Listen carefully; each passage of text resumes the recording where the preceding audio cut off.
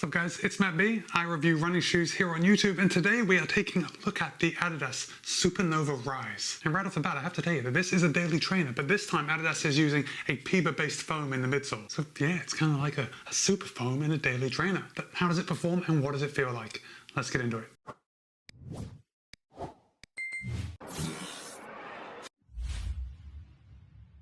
My friends, this video is in partnership with the team over at Roadrunner Sports. Now, Roadrunner Sports and Adidas were good enough to send me a pair of the Supernova Rise for the purpose of review. However, they don't have any editorial input into this video, and they are not going to get to see this video before you do here on YouTube. With that said, the Adidas Supernova Rise will cost you $140. And I don't know about you, but seeing $140 with the price of so many other shoes just going through the roof actually strikes me as pretty good. Now, I know there are a lot of shoes out there for $140, but it often seems like we're being groomed to pay higher and higher prices for running shoes, and it's always just refreshing to see when you can get a nice new pair of daily training running shoes for $140. So I guess what I'm saying is it's immediately good to see that Adidas hasn't jacked the price just because they're changing things up a little with a Supernova Rise. All right, as far as specs go, we have 35 in the heel, 25 in the forefoot for a 10mm drop. Now a 10mm drop is, I don't know, kind of traditional for a daily trainer, and I know there are a lot of you out there that aren't gonna like that 10mm drop, but it does make for a very comfortable drop, a very comfortable ride, and I think that's evidenced by seeing so many companies do a 10mm drop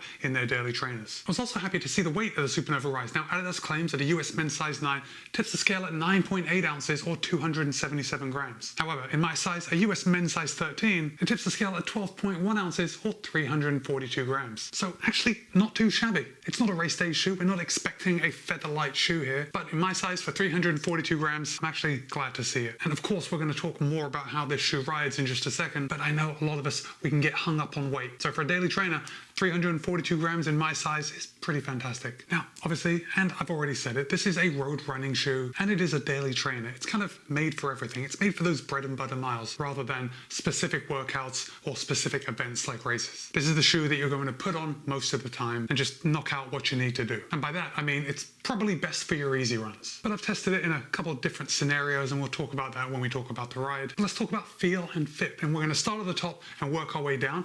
And guys, this heel collar, this is plush. There is a lot of padding around this heel collar. Now, if I just put my fingers in right here and I'm feeling around, I can feel that the padding is definitely biased to the top of the heel collar, and then it comes down to a lot thinner at the bottom, and that's just going to make that heel collar feel like it's gripping your foot. It's really going to contribute to a nice locking feel. And then the heel counter, this thing is rigid. This thing is like an entire heel cup. And I think the structure and the rigidity just goes part and parcel with what this shoe looks like. It looks like a heavily padded, very plush shoe. It's going to grab onto your heel and not let go. And that was actually my experience. I think this is going to be a very comfortable shoe for a lot of people. And also, I think maybe because of the colorway, I think this is also going to double as like a good walking around, a daily shoe. But actually, I think the women's colorway is a little better for that, just because there's not as much green. Oh, and this would be a good place to tell you that the Supernova Rise is available in gender-specific fits. So Adidas has made the last different for males and females in order to just make the all-around comfort better. Now, ultimately, the shoe is the same. So even though I have the male version, I feel pretty confident in saying that it's going to be the same as the female version. As far as the upper goes, Adidas is using an engineered sandwich knit upper, and I thought maybe it was going to feel a little oppressive, but that wasn't the case. Now, when I did go ahead and put my hand into the shoe and I kind of felt how thick it was, and then I took a closer look, I realized that the upper is actually not that thick, which is surprising in a daily trainer, because sometimes we get these uppers that are just very thick. They don't breathe well, especially in daily trainers, and that wasn't my experience with the Supernova Rise. Now, of course, I am testing this in the wintertime, but I'm testing it in the wintertime in Florida. I guess what I'm saying is that I haven't tested it in super warm temperatures, but it probably has been warmer than where you live, and I haven't experienced any overheating in my foot. So all in all, it's a very comfortable and breathable mesh upper. As far as the structure of the upper goes, we do have an underlay coming around the toe box. That's just keeping that mesh upper off your toes. I had plenty of room in the toe box. Now, I wouldn't say it's a wide toe box, but it's definitely not narrow. And obviously we've got the Adidas stripes on both sides. And you see on my colorway, we've got this kind of a green brick pattern that kind of wraps around the entire shoe. Now, obviously this is just an aesthetic accent, but it's also given the upper a little structure. And then we've got the overlay coming right along the eyelet chain, just giving a little extra support. Moving on to the tongue. The tongue is just like the heel collar.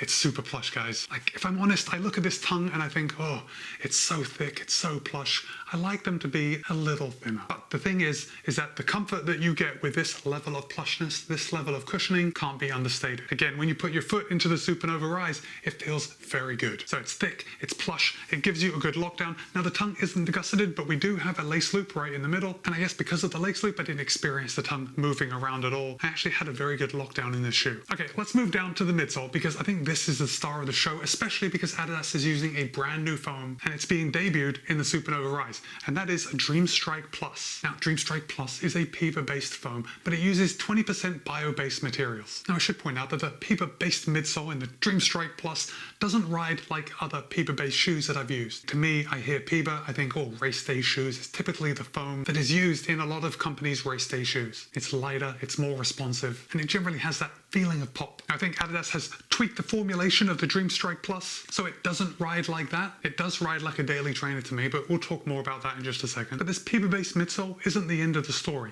On my colorway, you can see on the bottom here, we've got this gray bit of midsole foam here. This is actually part of the bottom-loaded energy rods. And the whole energy rod system does run from the heel all the way up to the forefoot, but it's mostly noticed here in the middle. And then we've got these gray lines coming up. And just like in previous Adidas shoes, these energy rods follow the metatarsals of your foot, but these aren't the same energy rods that you're going to get in some of the other shoes. They're actually made of a denser foam. I imagine it's some kind of EVA. In fact, I have the durometer right here, so let's just go ahead and do a quick test at the different durometer readings of these foams. Okay, right here in the back, we have the Dreamstrike Pro coming in at 30. If I drop it down to the gray part here at the bottom, these are the support energy rods.